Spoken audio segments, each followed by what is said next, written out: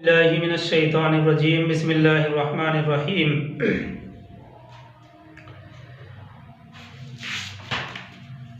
हमारी बात चल रही थी इस बात के ऊपर कि जो शहादत है उसका निसाब दो गवाहों की मौजूदगी है, लेकिन अगर उन गवाहों की तरफ से कुछ एहतमाल या शक का एहतमाल हो तो इन दोनों गवाहों को नमाज के बाद रोक लेने का हुक्म आया था। और अगर वो कसम खा लें उसके बाद भी शक और एहतमाल बाकी रहे तो फिर हुक्म ये था कि अब दो आदमी और खड़े हों जो उनकी कसम का जवाब दें। अब देखिए, वो अगर कसम खाएंगे दूसरे दो आदमी तो इन लोगों की कसम साकित हो जाएगी और फिर मुआमले की छानबीन की जाएगी। इसी तरह का मामला इसको समझने के लिए सूरह नूर आयत नंबर 6 से लेकर 9 तक इसके तहत भी जिक्र किया गया है। यानी अगर कोई शख्स अपनी बीवी को बदकारी करते हुए देखे, तर्जमा और तिलावत तो उसी मौके पर की जाएगी। सिर्फ यहाँ पर इतनी बात समझनी है जो आयत में जिक्र किया गया है। यानी अगर कोई शख्स अपनी बीवी को बदकारी करते हुए देखे और उसके पास और कोई गवाह मौजूद ना हो तो वो 4 मरतबा कसम खाकर कहे कि मैं जो कुछ कह रहा हूँ सच कह रहा हूँ, तो इस एक शख्स की गवाही गोया के 4 आदमियों की गवाही के मोतबर मानी जाएगी, 4 आदमियों की गवाही के बराबर हो जाएगी। लेकिन अल्लाह सुब्हानहू व तआला ने फिर इसका जवाब भी दिया है और इन आयतों में इसका जिक्र भी किया है कि अगर बीवी भी 4 मरतबा कसम खाकर ये कह दे कि ये झूठ बोल रहा है और मेरे ऊपर तोहमत लगा रहा है, इल्ज़ाम लगा रहा है, और 5वीं मरतबा वो ये भी कहेगी कि मुझ पर अल्लाह का गज़ब हो अगर इसका इल्ज़ाम दुरुस्त हो, तो देखिए शोहर की गवाही इस मौके पर साकित हो जाएगी और फिर मामले की छानबीन की जाएगी, वो अलग मसला है। देखिए इस तरह से अल्लाह सुब्हानहू व तआला ने दोनों तरफ से मामले को मुतवाज़िन रखा है, दोनों तरफ से मामले को बराबर रखा है। क्योंकि अगर अल्लाह सुब्हानहू व तआला दोनों तरफ से मामले को बराबर ना रखते तो लोग झूठी कसम खा जाया करते और फिर अपने हक अपना वसूल कर लिया करते, कसम खाकर, झूठी कसम खाकर मामले को अपनी तरफ कर लिया करते। तो ये वजाहत थी जो इन आयतों से समझ में आती थी। बाज़ मुफस्सिरीन ने इस आयत का एक लंबा चौड़ा शान नुज़ूल भी बयान किया है, उससे भी यही बात समझ में आती है। आगे चलते हैं आयत नंबर 109 की तरफ। और अब इस सूरत के सिर्फ 2 रुकू बचे हुए हैं और इस सूरह माइदा के ये आखिरी 2 रुकू इस लिहाज से बड़े अहम हैं कि इसमें अल्लाह ताला के साथ हज़रत मसीह अलैहिस्सलाम के उस मुकालमे का नक्शा खींचा गया है जो क़यामत के दिन कायम होगा, और उसके पस मंज़र में गोया के एक पूरी दास्तान है जो एक नई शान से सामने आती है। तो ये 2 रुकू जो इस सूरा यानी सूरह माइदा के बचे हुए हैं, ये 2 रुकू इस लिहाज से बड़े अहम हैं कि इसमें अल्लाह ताला के साथ हज़रत मसीह अलैहिस्सलाम के उस मुकालमे को पेश किया गया है, उस मुकालमे का नक्शा खींचा गया है जो क़यामत के दिन कायम होगा, और उसके पस मंज़र में गोया के एक पूरी दास्तान है जो एक नई शान से अल्लाह सुब्हानहू व तआला ने बयान की है और एक नई शान से हमारे सामने आती है। पहले तर्जुमा देखते हैं। अल्लाह ताला फरमाते हैं, यौम यजमउल्लाहु रुसुला फयक़ूलु माज़ा उजिब्तुम। अल्लाह ताला फरमाते हैं, यौम यजमउल्लाहु रुसुला फयक़ूलु माज़ा उजिब्तुम। उस दिन को याद करो जिस दिन अल्लाह ताला तमाम रसूलों को जमा करेगा और पूछेगा कि तुम लोगों को क्या जवाब मिला था। फ़यक़ूलु माज़ा उजिब्तुम, और अल्लाह सुब्हानहु व तआला पूछेगा कि तुम लोगों को क्या जवाब मिला था। यानी आप लोगों की दावत के जवाब में आपकी कौमों ने आपके साथ क्या मुआमला किया था, क्या रवैया इख्तियार किया था। आपने जो लोगों को दावत दी थी, लोगों को एक अल्लाह की तरफ बुलाया था, उसके जवाब में आपकी कौमों ने आपके साथ क्या मुआमला किया था। क़ालू ला इल्म लना इन्नका अंत अल्लामुल ग़ुयूब, तो वो अम्बिया अलैहिस्सलाम कहेंगे कि हमें कुछ मालूम नहीं, तू ही बेहतर जानने वाला है गैब की बातों को। यानी वो अल्लाह की बारगाह में गोया के ज़ुबान खोलने से गुरेज करेंगे और कहेंगे कि तमाम पोशीदा बातों को तू जानने वाला है, हर हकीकत तुझ पर मुनकशिफ है। हम तो जिस वक्त तक कौमों के दरमियान रहे थे, लोगों का रवैया कुछ हद तक, कुछ लोगों का रवैया ठीक था, कुछ लोग ईमान ले आए थे, बाद में जो कुछ हुआ वो सब आपके इल्म में है और कोई हकीकत आपसे छुपी हुई नहीं है, सारी हकीकत तुझ पर मुनकशिफ है, खुली हुई है। देखिए क़यामत के दिन इस सिलसिले में ये याद रखना चाहिए कि क़यामत के दिन अगरचे तमाम अव्वल से आखिर तक पैदा होने वाले इंसानों को एक खुले मैदान में खड़ा किया जाएगा। क़यामत के दिन अगरचे तमाम अव्वल से आखिर पैदा होने वाले इंसानों को एक खुले मैदान में खड़ा किया जाएगा, चाहे वो किसी खित्ते से हों और किसी भी ज़माने से ताल्लुक़ रखते हों, किसी ज़माने का इंसान हो, उस मैदान हश्र में हाजिर होगा और सबसे उसके उम्र भर के आमाल का हिसाब किताब लिया जाएगा। तमाम इंसानों से उसकी उम्र भर के आमाल का हिसाब किताब लिया जाएगा। लेकिन यहाँ खुसूसियत के साथ अम्बिया अलैहिमुस्सलाम का जिक्र किया गया है, यानी उस दिन को याद करो जिस दिन अल्लाह ताला तमाम रसूलों को, तमाम नबियों को जमा फरमाएगा। मुराद इसकी ये है कि जमा तो सारी दुनिया के इंसानों को किया जाएगा, मगर सबसे पहले अम्बिया अलैहिमुस्सलाम से सवाल किया जाएगा। जमा तो तमाम इंसानों को किया जाएगा, मगर सबसे पहले अम्बिया अलैहिमुस्सलाम से सवाल किया जाएगा, ताकि पूरी इंसानियत, सारी दुनिया के लोग ये देख लें कि आज के दिन कोई हिसाब और किताब, सवाल और जवाब से मुस्तस्ना नहीं है, सवाल और जवाब से नहीं बच सकता। यानी जब आपने अपनी अपनी उम्मतों को दीन हक की तरफ बुलाया था, अल्लाह ताला फरमाएंगे कि आपने जब अपनी अपनी उम्मतों को दीन हक की तरफ बुलाया था तो इन लोगों ने आपको क्या जवाब दिया था और क्या उन्होंने आपके बताए हुए अहकाम पर अमल कर लिया था। मुफस्सिरीन देखिए, ये आयत के जो अल्फाज हैं उम्मतियों के हक में बड़े सख्त हैं। मुफस्सिरीन ने इस आयत के तहत ये भी नकल किया है कि इस सवाल के मुखातब अगरचे अम्बिया अलैहिमुस्सलाम होंगे और ये सवाल अगरचे अम्बिया अलैहिमुस्सलाम से किया जाएगा, लेकिन हकीकत में उनकी उम्मतों को सुनाना मकसूद होगा, उनकी उम्मतों को सुनाना मकसद होगा कि उम्मतों ने जो आमाल नेक और बुरे किए हैं उनकी शहादत सबसे पहले उनके ही रसूलों से ली जाएगी। अब देखिए उम्मतियों के लिए ये वक्त बड़ा नाजुक होगा।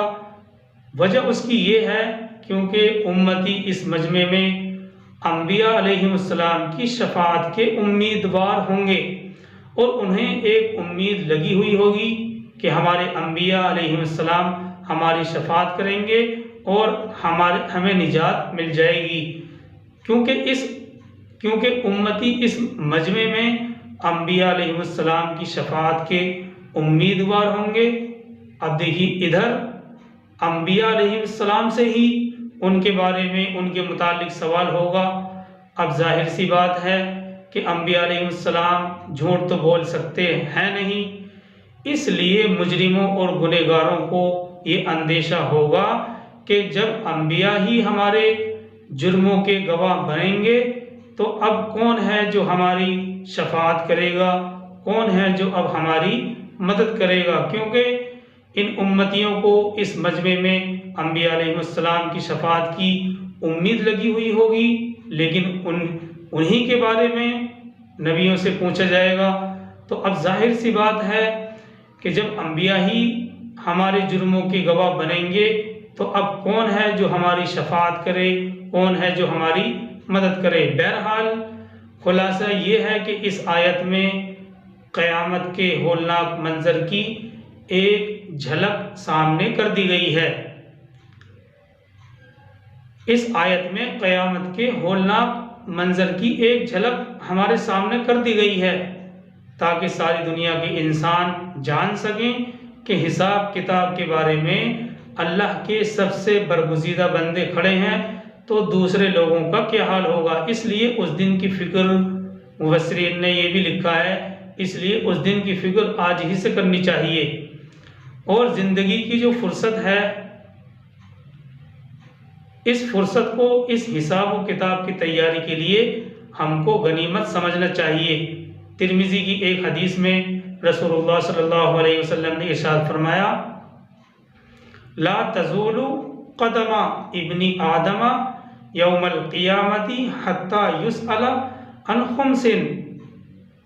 ला तज़ूलु क़दमा इब्नी आदमा यौमल क़ियामती हत्ता युसअला अन खुमसिन, यानी किसी इंसान के कदम महशर में उस वक्त तक आगे न सरक सकेंगे जब तक कि उनसे 5 चीज़ों के बारे में सवाल न कर लिया जाए। जब तक उससे 5 सवालों के जवाब न ले लिए जाएं, उस वक्त तक किसी भी इंसान के कदम आगे नहीं सरक सकेंगे। एक ये कि उसने अपनी उम्र के तवील रात और दिन किस काम में खर्च किए। सबसे पहला सवाल जो मैदान महशर में किया जाएगा अल्लाह की जानिब से वो ये कि उम्र के तवील कसीर रात और दिन किस काम में खर्च किए, यानी तुमने उम्र, सीधे साधे अल्फाज में कि आपने उम्र कहाँ गुजारी। नंबर 2, दूसरे ये कि खुसूसियत से जवानी का ज़माना जो कि अमल की ताकत का ज़माना होता है, उनको किस कामों में खर्च किया। जवानी का ज़माना जो कि अमल की ताकत का ज़माना होता है, उसको किन कामों में खर्च किया। आसान अल्फाज में हम ये भी कह सकते हैं कि जवानी कहाँ गुजारी, जवानी का जो ज़माना था वो कहाँ खर्च किया। नंबर 3, तीसरे ये कि सारी उम्र में जो माल जो हासिल हुआ वो कहाँ और किन हलाल और हराम तरीक़ों से कमाया, यानी माल कहाँ से कमाया। चौथे ये कि माल को किन जायज़ नाजायज़ कामों में खर्च किया। और 5वें ये कि अपने इल्म पर क्या अमल किया। तिरमिज़ी की हदीस में है कि नबी सल्लल्लाहु अलैहि वसल्लम ने फरमाया कि ये 5 सवाल हैं जो मैदान हशर में हर इंसान से किए जाएंगे। सबसे पहला, उम्र कहाँ गुजारी। दूसरे ये कि जवानी कहाँ गुजारी। तीसरे ये कि माल कहाँ से कमाया और कहाँ खर्च किया। माल के बारे में 2 सवाल। और चौथे ये कि माल को किन जायज़ और नाजायज़ कामों में खर्च किया। 5वें ये कि अपने इल्म पर क्या अमल किया।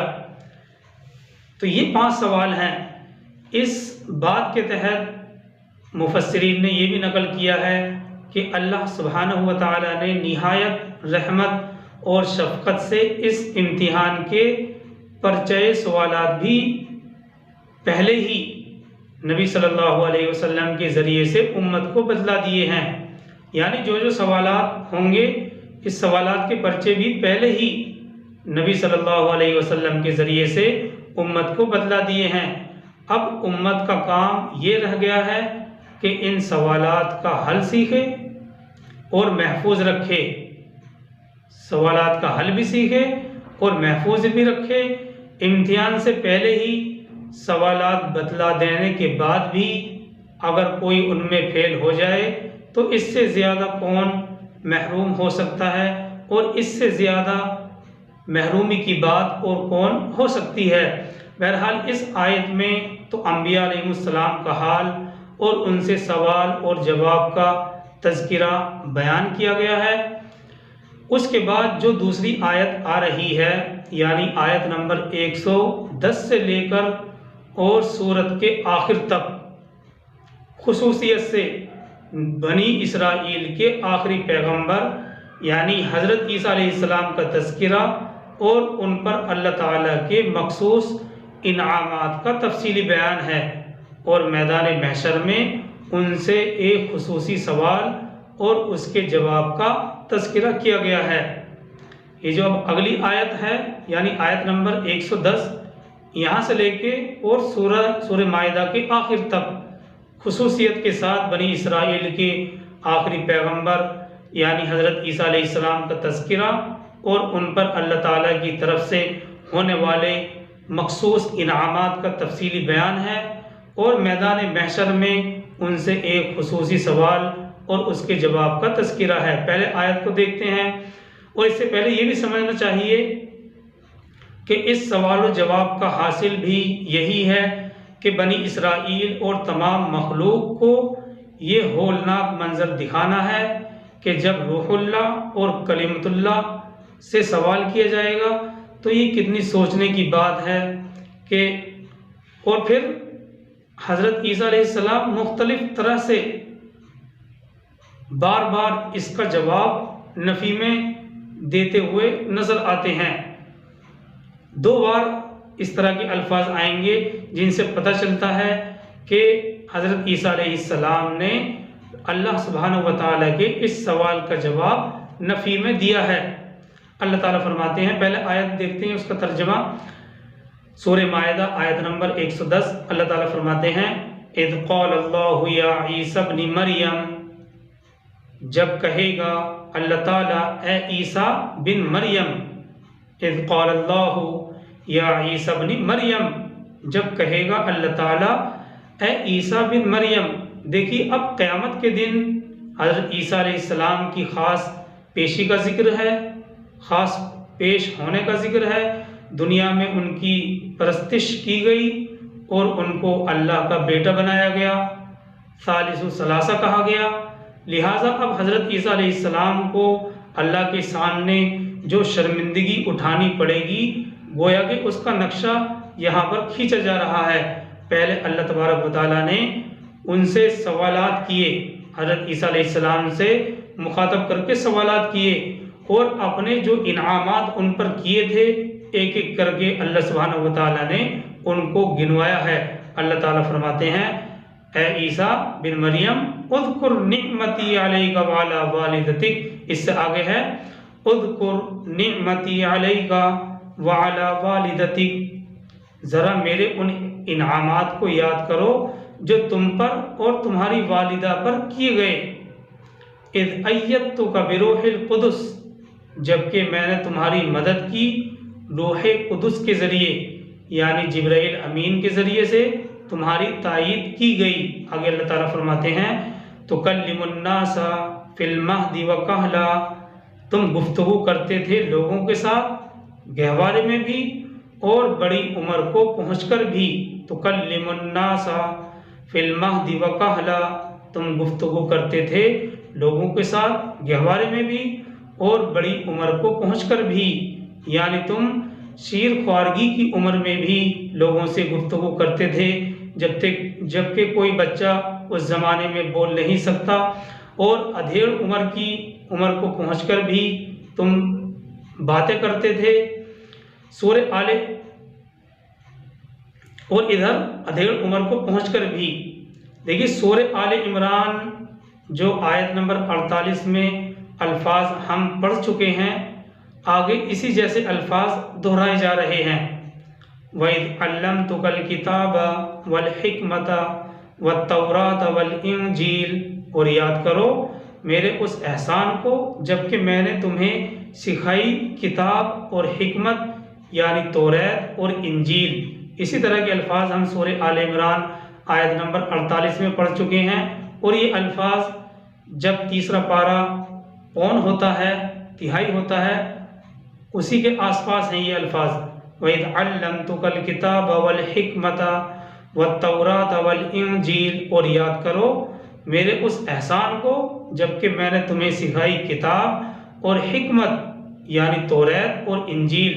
आगे अल्लाह ताला फरमाते हैं व इस्तखलुकु मिनत्तीनी कहैअतित तैरि बिइज़्नी, व इस्तखलुकु मिनत्तीनी कहैअतित तैरि बिइज़्नी, और याद करो उस वक्त को जब तुम बनाते थे गारे से परिंदों की एक शक्ल मेरे हुक्म से, फतंफुकु फीहा फतकूनु तैरम बिइज़्नी, फिर तुम इसमें फूंक मारते थे तो वो एक उड़ने वाला परिंदा बन जाता था मेरे हुक्म से।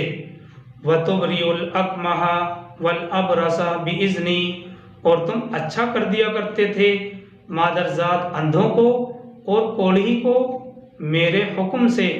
व इज़ तुखरिजुल मौता बिइज़्नी, और जब तुम मुर्दों को निकाल खड़ा करते थे मेरे हुक्म से, जब तुम मुर्दों को जिंदा कर दिया करते थे मेरे हुक्म से। और आगे अल्लाह ताला फरमाते हैं व इज़ कफ़फ़्तु बनी इसराईला अंका, और याद करो मेरे उस एहसान को भी जब मैंने बनी इसराइल के हाथ तुमसे रोक दिए थे, यानी उनके हाथ तुम तक नहीं पहुंचने दिए थे और तुम्हें उनके शर से महफूज रखा था। ये उस वाक़ये की तरफ इशारा है जिसका जिक्र सूरह आले इमरान आयत नंबर 45 में हम पढ़ चुके हैं। यानी मसीह अलैहिस्सलाम गिरफ्तार नहीं हुए और ऐन उस वक्त जबकि सिक्योरिटी के लोग उनको गिरफ्तार करने के लिए आए हैं, तो ऐन उस मौके पर ऐन उस वक्त अल्लाह ताला ने फरिश्ते आसमान से उतारे और वो फरिश्ते आपको लेकर आसमान पर चले गए। तो देखिए ये लगातार जो इनामात की बारिश अल्लाह सुब्हानहू व तआला ने हज़रत ईसा अलैहिस्सलाम पर की थी, लगातार उनका तज़किरा किया और फिर जिन वजहों से जिन वजूहात की वजह से ये सवालात किए गए हैं उसका तज़किरा किया जाएगा। आगे एक दो सवाल और भी हैं, इंशाअल्लाह इनको बाद में किया जाएगा। अल्लाह ताला हम सबको अमल की तौफीक अता फरमाए। सुब्हानल्लाहि व बिहम्दिही सुब्हानकल्लाहुम्मा व बिहम्दिका व नशहदु अन ला इलाहा इल्ला अंता व नस्तगफिरुका व नतूबु इलैक। सुब्हान रब्बिका रब्बिल इज़्ज़ति अम्मा यसिफून व सलामुन अलल मुरसलीन वल्हम्दुलिल्लाहि रब्बिल आलमीन।